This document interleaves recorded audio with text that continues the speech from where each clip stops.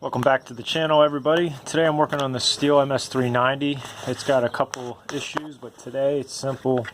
We're working on this cover. The I guess you call it the knob broke off the back. Had a little incident a week ago and broke the saw. But this one's a real simple repair. If you look real closely inside here, you can see there's tabs on the, well, right here would be the top and bottom. So you get a flathead screwdriver in there and press in on both sides, and that will push this cap out. Here's the replacement. Luckily, I found it at the hardware store. It was only $2. Couldn't believe it.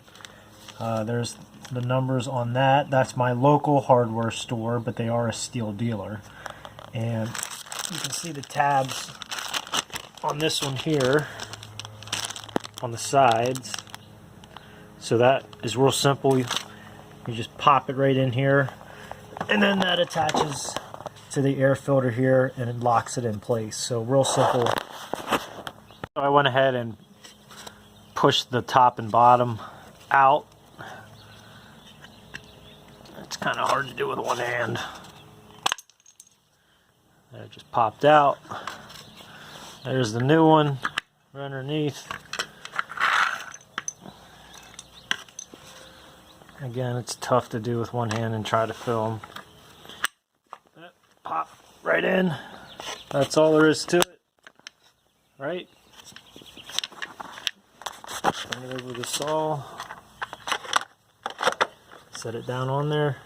Locks in place. And that part is good to go. Stay tuned.